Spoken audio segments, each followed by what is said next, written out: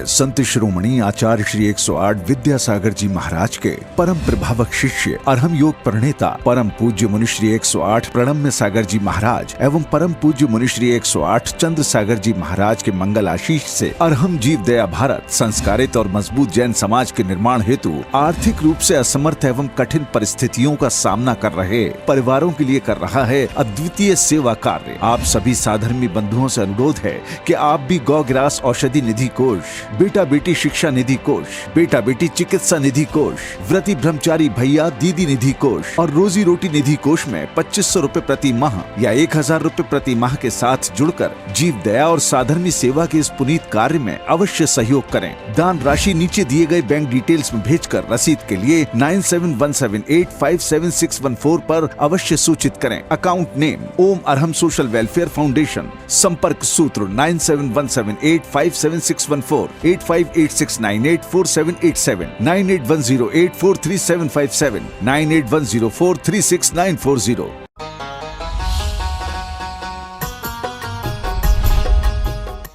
इस कार्यक्रम के पुण्यार्जक हैं प्रणम्य वाणी देवदूत। प्रणम्य गुरु की वाणी पहुँचे घर घर, सम्यक ज्ञान प्रभाव न होवे घर घर। सभी प्रणम्य वाणी देवदूत के पुण्य की बहुत बहुत अनुमोदना। मात्र 12,000 रूपए वार्षिक सहयोग राशि प्रदान कर प्रणम्य वाणी देवदूत बने। अधिक जानकारी के लिए संपर्क करें। सीए राजेंद्र भूता, डॉक्टर मंजुला भूता, गौरव कारिया, सोनल कारिया, मेहर कारिया, रवि राजेंद्र भूता, डॉक्टर शीतल भूता, श्रिया भूता, जिनास्ता भूता, बोरीवली मुंबई। गुरु चरणों में समर्पित गुरु भक्त परिवार, मुंबई महाराष्ट्र।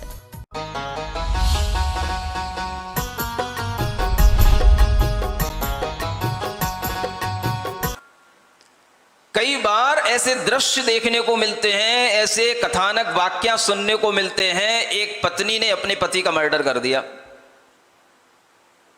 पति ने अपनी पत्नी का मर्डर कर दिया, पति ने अपने बच्चों का मर्डर कर दिया, सबका मर्डर करके और खुद भी सुसाइड करके समाप्त हो गया। ये रोजाना घटित होने वाली घटनाएं हैं। क्या है ये सब? बच्चा कुछ नहीं कर रहा है पिता के लिए, लेकिन उसकी प्रेजेंस भी पिता को बाधा दे रही है अगर वो उसका पालन करने में सक्षम नहीं है। वो ये सोच रहा है कि मेरे मरने के बाद में बच्चा तड़फेगा, इसलिए वो बच्चे को ही पहले समाप्त कर देता है और फिर बाद में सुसाइड कर लेता है। ऐसे न जाने कितने पढ़े लिखे लोग इतनी अज्ञानता के काम कर रहे हैं। ये सब क्या है? आपकी सामने मान लो आपकी पत्नी है और अगर उसका किसी दूसरे से संबंध है और वो अगर किसी दूसरे को चाहने लगी है, तो आपकी प्रेजेंस ही उसके लिए बहुत बड़ी बाधा हो जाएगी। कहेगी नहीं, सोचेगी कि कब यहां से हटे, ये कैसे यहां से जाए। इसीलिए जब तुम प्रवचन सुनने आओगे तो बहुत खुश होगी वो। थोड़ी देर के लिए गए तो घर से बाहर कम से कम। जब तुम अपने बिजनेस के पर्पज से ऑफिस में चले जाओगे तो वो बड़ी खुश होगी, और जैसे ही तुम घर में आ जाओगे मुंह बना लेगी, रोने लगेगी, तरह तरह की आपके लिए परेशानियां उत्पन्न करने लगेगी। अनेक तरह की बाधाएं केवल आदमी के प्रेजेंस होने से ही उत्पन्न होने लग जाती हैं। तुम किसी को टेंशन नहीं दे रहे हो, लेकिन तुमसे टेंशन किसी को हो सकता है। देने की बात तो और हिंसात्मक हो गई, नहीं समझ में आया? देना नहीं है टेंशन। यहां तो आचार्य कह रहे हैं न टेंशन देने का न टेंशन लेने का, बस मेंशन करने का। क्या समझ में आया?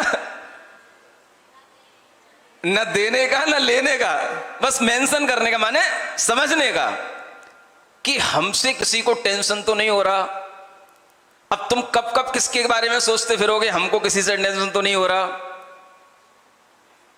तुम्हारे रहते हुए, तुम्हारे रास्ते में चलते हुए, तुम्हारे कहीं उठते बैठते हुए किसको कितनी परेशानी हो सकती है, तुम किस किस का ख्याल रखोगे?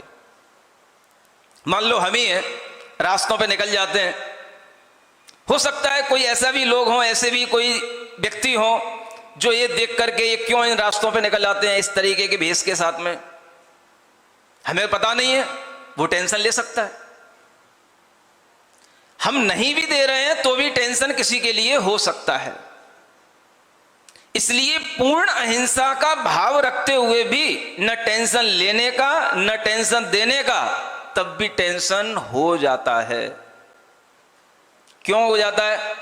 जब तक आपका शरीर है, आपकी प्रेजेंस है इस वर्ल्ड के अंदर, आपको कोई ना कोई बाधा होती रहेगी या कोई आपसे बाधित होता रहेगा। और ये सारी टेंशनें दूर हो जाती हैं कब? सिद्ध बनने पर, अव्याभात गुण प्रकट हो जाने पर।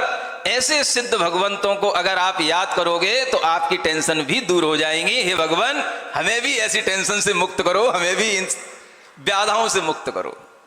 ये भगवान के गुणों का स्मरण करने का ये फायदा होता है।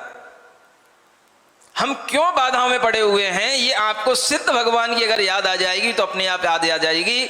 हमारा शरीर, हमारे संबंध हमको बाधा दे रहे हैं। हे सिद्ध भगवान, मुझे इन बाधाओं से बचाओ, क्योंकि आप इन बाधाओं से मुक्त हो गए हो, आप ही बचा पाओगे। करोगे याद? कब? जब भी लगे कोई बाधा है तो क्या करना? सिद्ध भगवान को याद करना, हे सिद्ध परमेष्ठी मुझे बचाओ। और सिद्ध भगवान को याद करने के लिए आपको नमो सिद्धाड़म का स्मरण करना। और अगर नमो सिद्धाड़म याद ना आए तो फिर ओम अरहम ओम अरहम ओम अरहम नमः के भाव में थोड़ी देर डूबने की कोशिश करना। थोड़ी देर आप बिल्कुल ओम अरहम नमः में, उसके अक्षरों में, उसके प्रकाश में, उसकी एनर्जी में अपने मन को लगा दोगे, आपकी बाधा शांत हो जाएगी। आप करके देखो।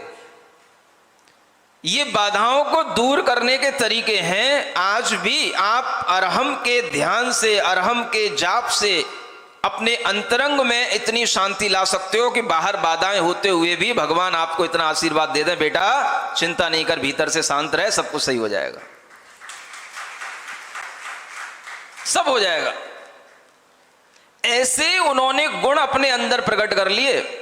और जब उन गुणों की गिनती नहीं हो सकती है तब लिखना पड़ा अन्य अन्य और भी उनके अंदर स्वभाव प्रकट हो गए। कहा जाता है शील का स्वभाव, शील के ईश 18,000 शील के भेद होते हैं। कितने? इनके स्वामी कौन होते हैं? अरिहंत भगवान नहीं होते, या यूं कह लो सहयोगी अवस्था में अरिहंत भगवान नहीं होते।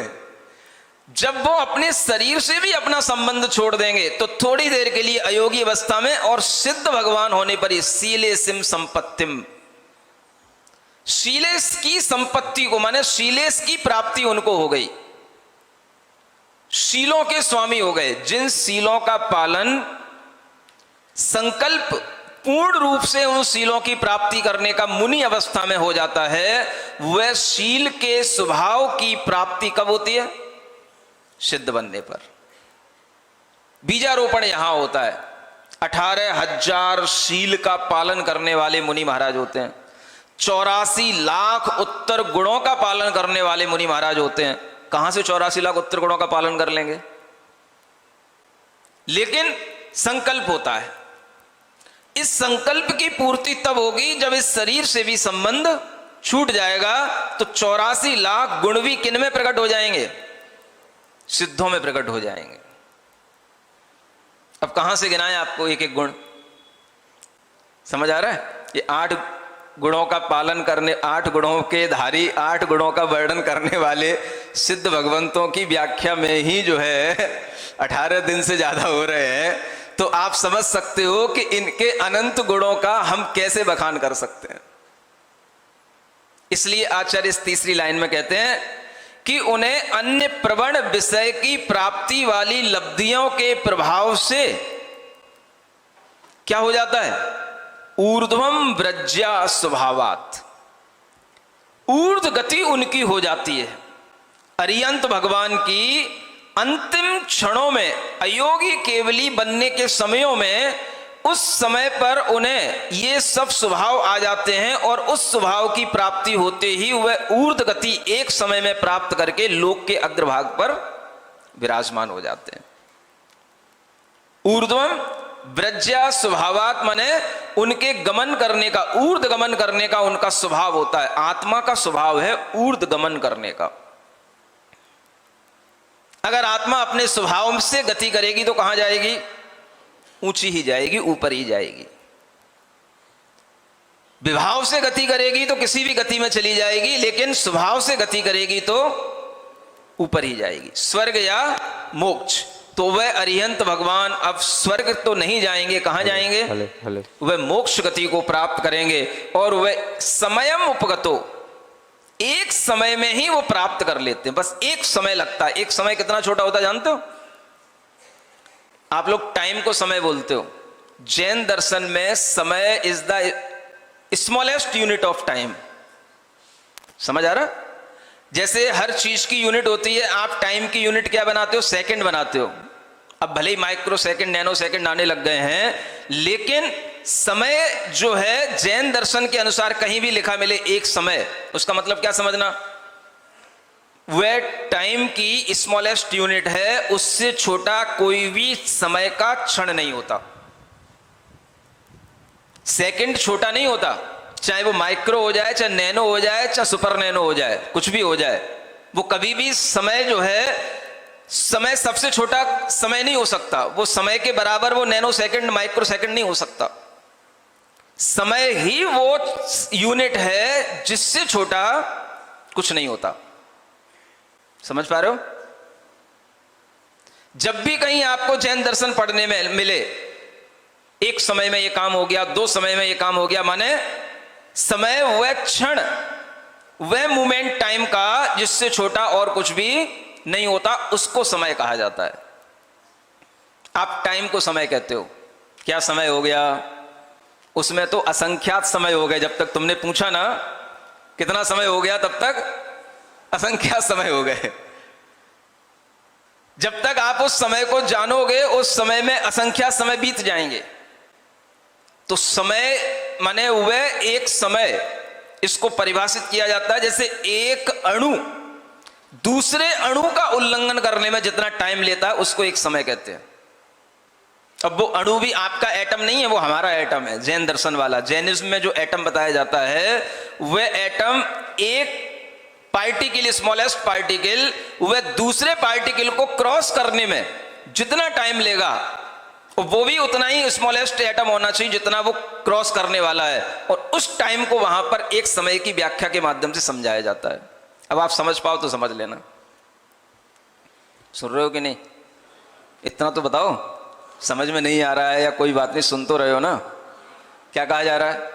एक छोटा अणु दूसरे, उसी के पास रखे हुए दूसरे छोटे अणु के क्रॉस करने में जितना टाइम लेगा, उसका नाम एक समय है। ये एक समय में वह अयोगी भगवान, अयोगी अरहंत केवली सिद्ध भगवंत पदे को प्राप्त हो जाते हैं। और वही सिद्ध भगवान जब बन गए तो फिर उनके लिए क्या हो गया?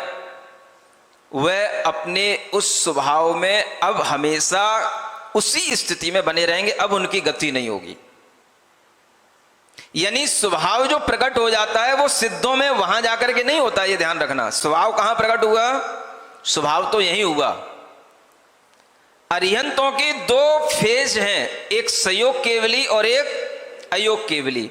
तो अयोग केवली अवस्था में वो सारा स्वभाव प्रकट हो जाएगा, क्योंकि योगों से रहित हो गए, माने शरीर से अब उनका कांटेक्ट हट गया।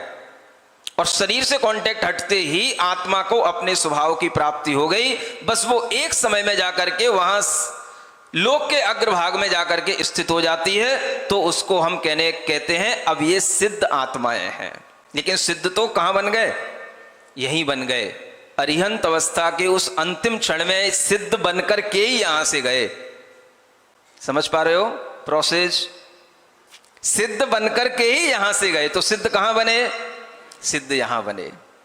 इसलिए जिस क्षेत्र से सिद्ध बन जाते हैं उस क्षेत्र को सिद्ध क्षेत्र कहलाया जाता है। इसीलिए सम्मेद शिखर को, गिरनार पर्वत को सिद्ध क्षेत्र कहा जाता है, क्योंकि कहीं नेमिनाथ तो कहीं पारसनाथ, वहां से मोक्ष गए हैं। ऐसे वह सिद्ध क्षेत्र जहां से उन्होंने अंतिम उस अवस्था को प्राप्त किया। यह सिद्ध भगवान बनने की प्रक्रिया संतिष्ठते अग्रे, अग्र भाग में जाकर के, संतिष्ठित माने बैठ जाते हैं, उपस्थित हो जाते हैं, स्थित हो जाते हैं। ये सिद्ध भगवान की वह गति है, ये प्रक्रिया है। समझ आ रहा है? आप कहाँ बैठे हो? आप कहाँ बैठे हो? आप भी उसी सिद्ध क्षेत्र के नीचे बैठे हो। जहां आप बैठे हो आपके ऊपर भी अनेक सिद्ध बैठे हैं। समझ आ रहा है? और वो राजा श्रेणिक कहां बैठे हैं? भूल गए? कहां बैठे हैं बताओ? एक सरोवर के किनारे बैठे हैं, और उसको वहीं सरोवर पर बैठा छोड़ करके उनका मातुल, नाम क्या था उस मातुल का जानते हो? इंद्रदत्त नाम था उसका। क्या था? इंद्रदत्त। वह इंद्रदत्त मातुल वहां छोड़ करके उनको अपने घर चला गया, कुछ नहीं कह गया, बता गया। बाद में देखेंगे, चर्चा करके समझेंगे। आपको बताना है, आपको कहाँ अगर कोई दिक्कत हो तो बता देना, नहीं तो जो है मैं अभी तो जा रहा हूं। और वो चला गया, अपने घर में गया। बहुत दिनों के बाद में आया था, उसका अच्छा खासा घर में स्वागत हुआ। और घर में उसके एक उसकी प्रिय बेटी थी। कौन थी? उसका नाम था नंदश्री। क्या नाम था? तो जब वो अपने घर में पहुंचा तो उसकी बेटी ने उससे पूछा, पिताजी आपकी यात्रा कैसी रही? क्या क्या बाधाएं आई रास्ते में? कौन कौन मिले? ये रास्ते में पहुंचने के जितने भी उसके लिए कुछ भी अपने संस्मरण थे, वह उसकी बेटी उनसे पूछने के लिए तत्पर हो गई। तो वह इंद्रदत्त सेठ उस बेटी को बताने लग गया, बेटी बाकी तो सब कुछ था, ठीक था, यात्रा तो अच्छी हो गई। लास्ट में जब आ रहे थे अपने नगर में, तो आते आते मुझे एक व्यक्ति मिला। देखने में तो भला चंगा अच्छा लग रहा था, बिल्कुल राजाओं जैसा हुलिया था। इतना अच्छा लग रहा था, जब पहली बार मैंने देखा तो मुझे लगा कि तेरा विवाह उसी से कर दूंगा। लेकिन जब वो रास्ते में चलता रहा तो और उससे बातचीत की तो मुझे लगा कि इससे बड़ा कोई बोलो तो कोई मूर्ख नहीं है, इससे बड़ा कोई। तो मैं ऐसे बुद्धिहीन व्यक्ति से आपका विवाह नहीं करा सकता। लेकिन मैंने सोचा था, देखने में बहुत सुंदर लगता है, बिल्कुल राजकुमार। लेकिन उसकी बुद्धि की जब मैंने परीक्षा की तो मुझे पसंद नहीं आया, और उसे अपने साथ तक लाया। अपने घर तक इसलिए नहीं लेकर के आया क्योंकि बुद्धिहीन लोगों को, पागल लोगों को घर में लाना ठीक नहीं लगा मुझे। तो मैं उसे एक सरोवर पे छोड़ आया हूं। वो अभी भी वहीं बैठा हुआ मिल जाएगा, वहीं कहीं आसपास घूम रहा होगा। लेकिन अच्छा व्यक्ति था, लेकिन उसकी जो चर्चाएं थी वो बड़ी ऊटपटांग थी। तो उस बच्ची के बेटी के अंदर भी कौतूहल पैदा होने लगा। बताओ क्या ऊटपटांग चर्चा थी पिताजी? तो उसके पिता ने उस सारी कहानी सुना डाली। क्या सुना दी? शुरू कहां से किया उसने? जिह्वा रथ से। उसने शुरू किया कि देखो, पहली बार मैं उससे मिला और मिलने के बाद में उसने मुझे संबोधन क्या दिया? मातुल। अब मैं उसका मामा कैसे हो गया? मैं समझ ही नहीं पाया, और वो मुझसे मामा मामा कहने लगा। तो मैं यहीं से परेशानी में पड़ गया। फिर वो आगे चल करके कहता है कि मैं जिब्बा रथ पर, हम लोग जिब्बा रथ पर सवार होकर के चलेंगे तो रास्ता अच्छे से कट जाएगा। भाई जिब्बा रथ कौन सा होता है? मैंने तो आज तक सुना ही नहीं था। ऐसे करके उसने सारी बातें बताई। आगे चला तो फिर नदी पार की तो जूते पहन के पार कर ली। फिर गांव में, फिर वो छांव में बैठा तो छाता लगा के बैठा। तो फिर गांव में गया तो गांव को देख करके कहने लगा कि उजड़ा है कि बसा हुआ है। आगे चल करके एक शव मिला तो सबको देख करके कहने लगा ये आज मरा है कि पहले का मरा है। ऐसी उठपटांग बातें करता रहा। आगे फिर एक और धान्य का खेत मिला तो इस धान्य की फसल इसने खा ली है कि अभी नहीं खाई है, ऐसा प्रश्न पूछने लग गया। समझ आ रहा है? फिर आगे एक हल चलाने वाला किसान मिला तो कहने लगा इस हल के स्वामी कितने हैं, इस हल के मालिक कितने हैं। फिर आगे एक बेर का पेड़ मिला तो उसमें कहने लगा इसमें कांटे कितने हैं। अब बताओ, ऐसी उठपटांग बातें करने वाला मूर्ख के अलावा और कौन होगा? जब उसकी बेटी ने ये सब बातें सुनी तो उसकी बेटी भी बड़ी चतुर थी। उसको समझ में आने लगा कि इस तरह की रहस्य भरी बातें करने वाला व्यक्ति मूर्ख नहीं है, बहुत कला प्रवीण, बहुत चतुर और बहुत बुद्धिमान व्यक्ति है। पिताजी आप भूल कर रहे हो। पिताजी तो थोड़े से सबके में आ गए, भाई ये क्या कह रही है बेटी, मुझे समझा रही है, कैसे तुम्हें समझ में आ रही है उसकी चतुरता।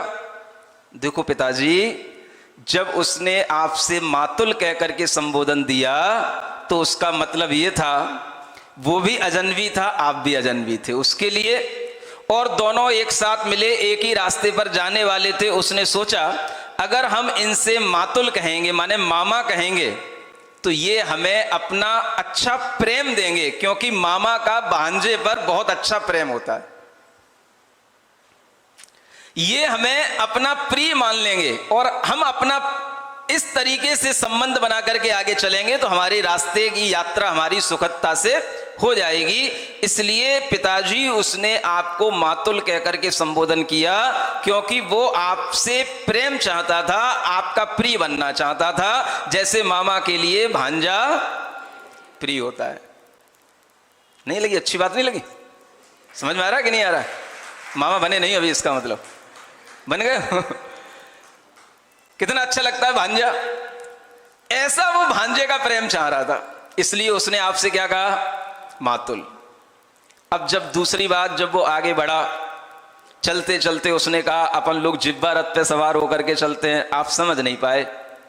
जिब्बा रथ का मतलब होता है रास्ता लंबा हो और बिल्कुल बिना बोले मौन पूर्वक चला जाए तो रास्ता बहुत भारी लगने लग जाता है। वो चाह रहा था कि आप भी मुंह से कुछ बोलो, हम भी कुछ मुंह से बोलें, और जब दोनों जिब्बाओं पर, दोनों रथों पर जब सवार होकर के दोनों लोग चलेंगे तो रास्ता कब कट जाएगा पता नहीं पड़ेगा।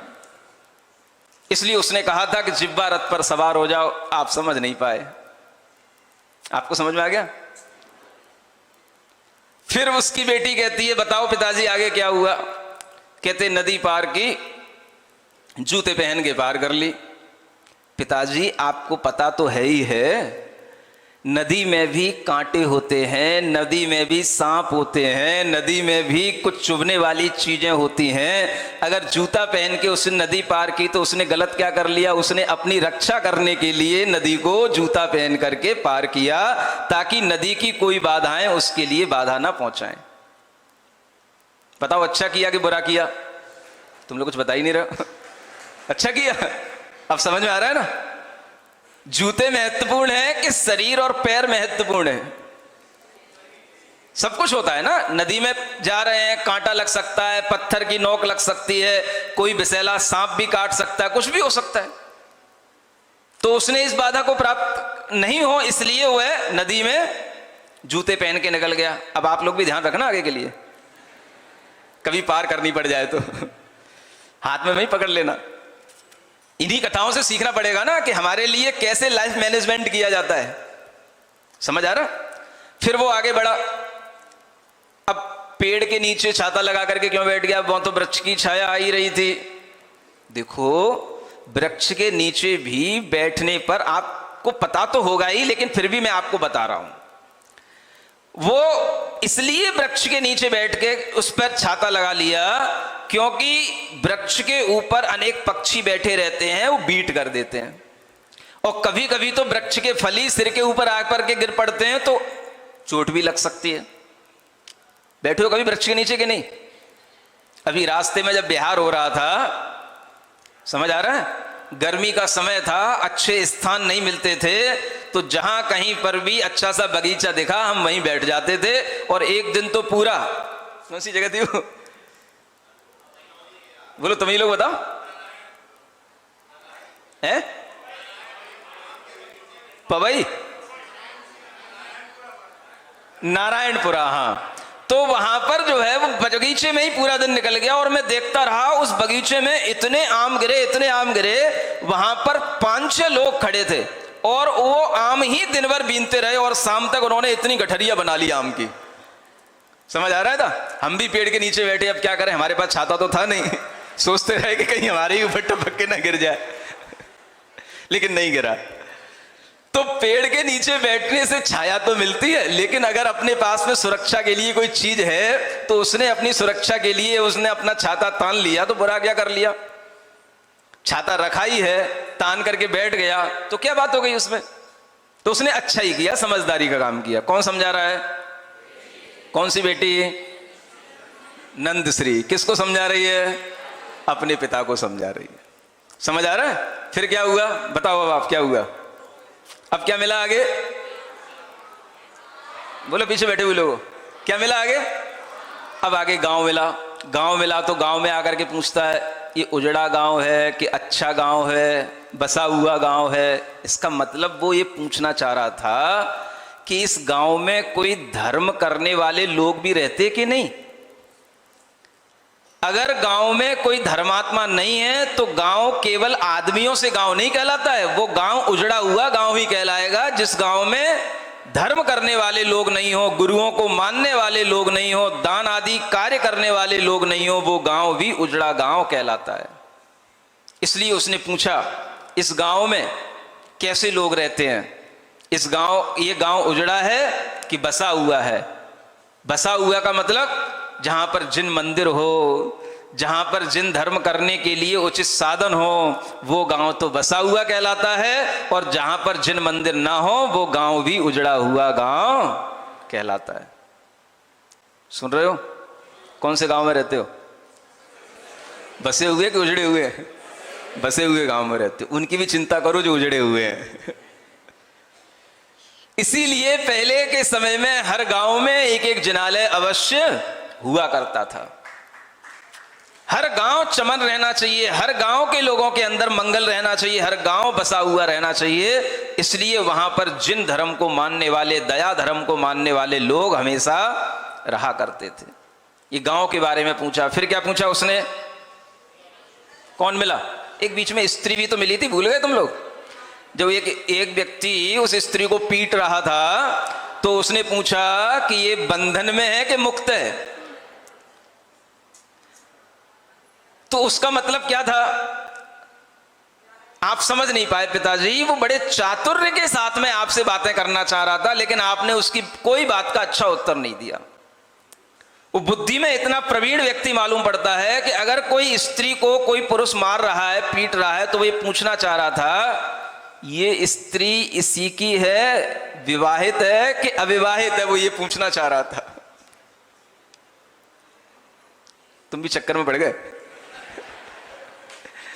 बंधन का मतलब विवाहित हो गई तो बंधन में है, और अविवाहित है तो दोनों तरह की स्त्रियां होती हैं। अब भाई क्या पता कौन सी स्त्री को पीट रहा है, किसकी स्त्री को पीट रहा है, ये विवाहित है कि अविवाहित है। इसलिए जानने के लिए उसने पूछा ये बंधन में है कि मुक्त है।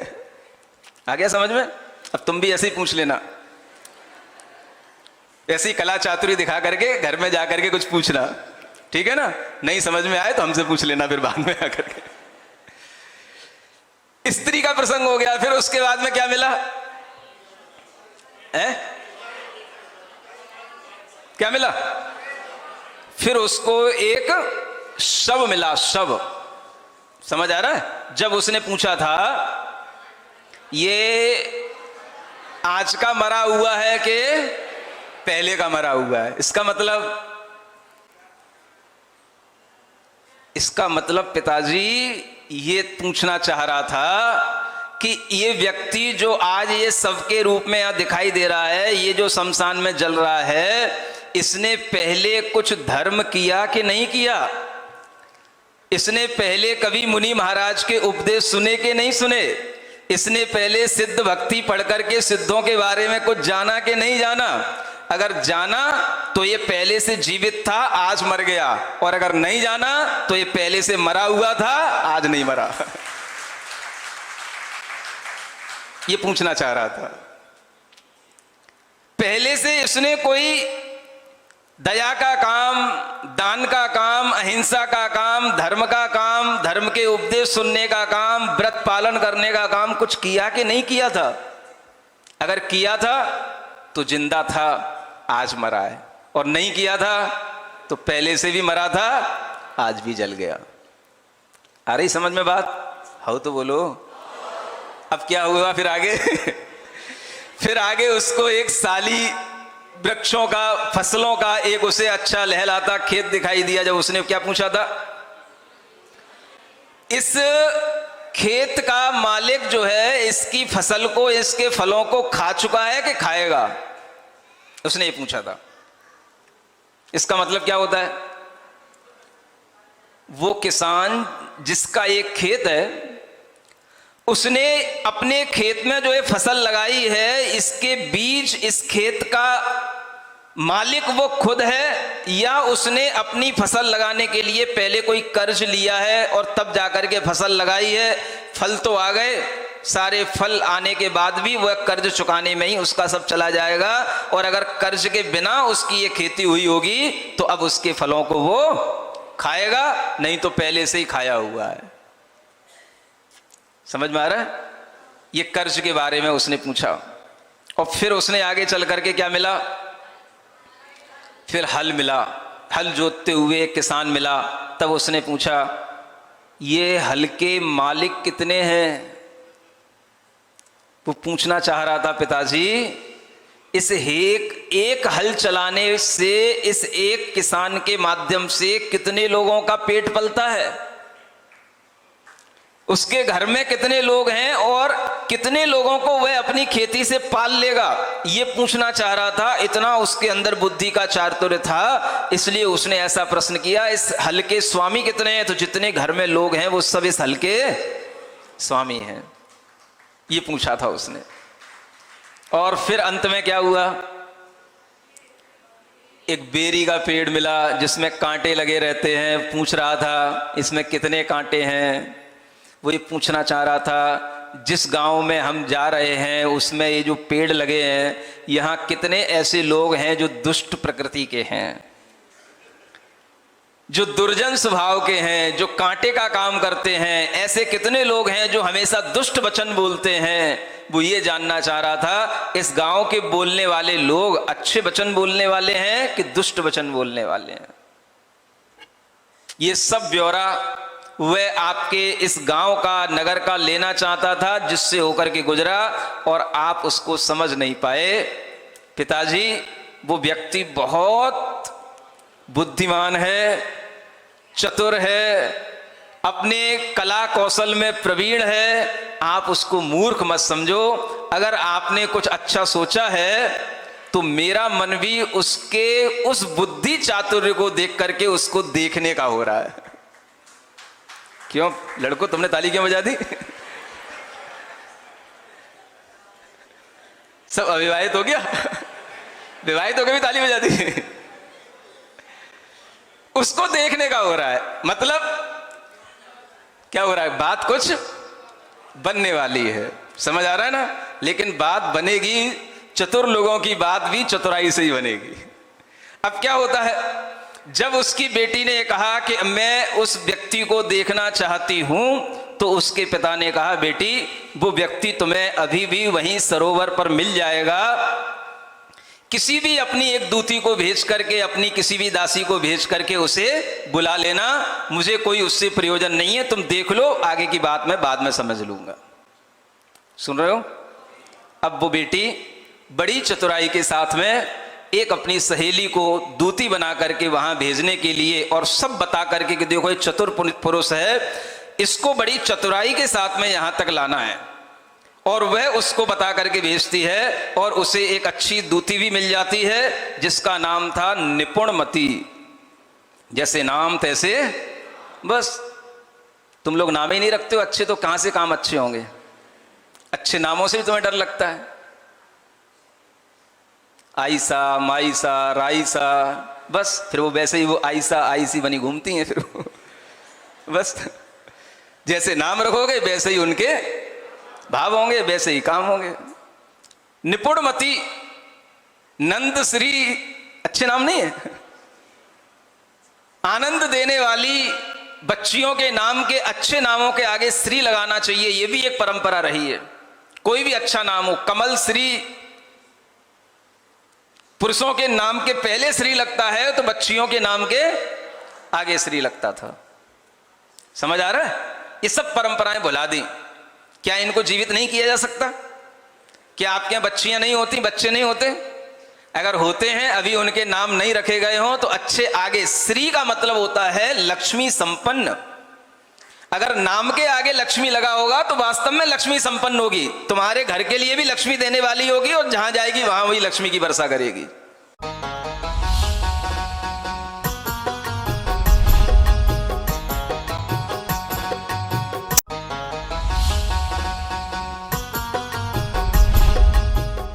इस कार्यक्रम के पुण्यार्जक थे प्रणम्य वाणी देवदूत। प्रणम्य गुरु की वाणी पहुंचे घर घर, सम्यक ज्ञान प्रभावना होवे घर घर। सभी प्रणम्य वाणी देवदूत के पुण्य की बहुत बहुत अनुमोदना। मात्र 12,000 रुपए वार्षिक सहयोग राशि प्रदान कर प्रणम्य वाणी देवदूत बने। अधिक जानकारी के लिए संपर्क करें।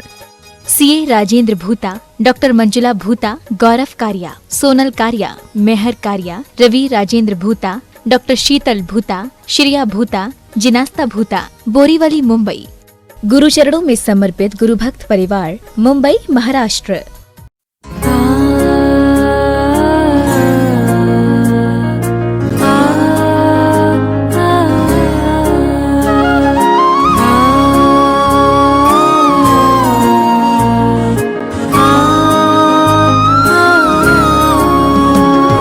मेरी प्रभु से प्रार्थना, आत्मशक्ति अर्थ हो, मेरा मन समर्थ हो, मेरा मन समर्थ हो। मेरे प्रभु से प्रार्थना, आत्मशक्ति अर्थ हो, मेरा मन समर्थ हो, मेरा मन समर्थ हो।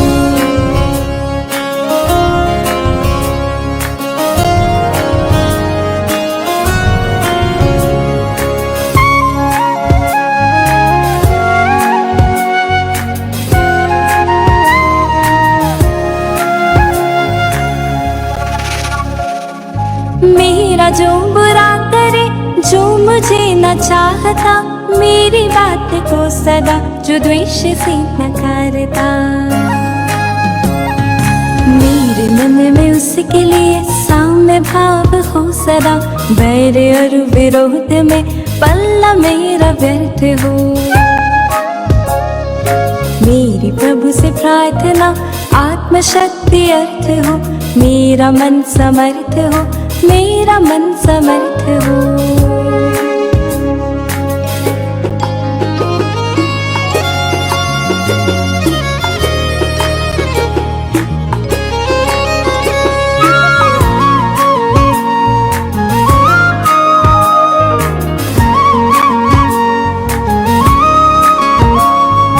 हम किसी के कार्य में कभी न विघ्न डाल दे, छूट छल फरेब से न उलझनों का जाल दे।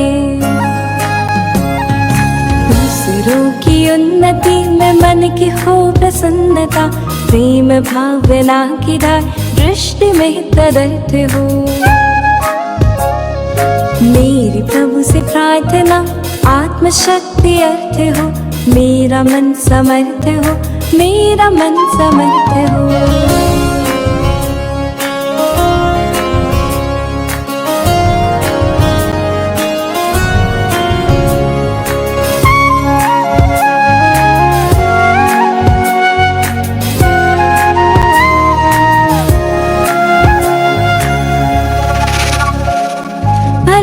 मेरी चाह कभी पूर्ण हो अपूर्ण हो, मन मेरा उत्साह से उमंग से परिपूर्ण हो।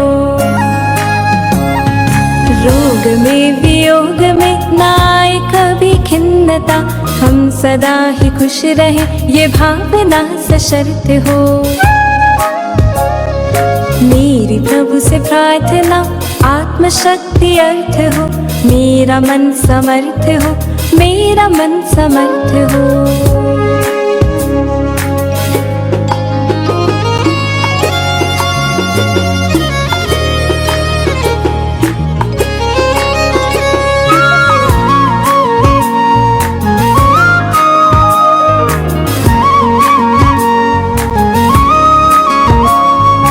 देश के उत्थान में, धर्म के प्रचार में, सत्य शांति मित्रता अहिंसा के प्रसार में,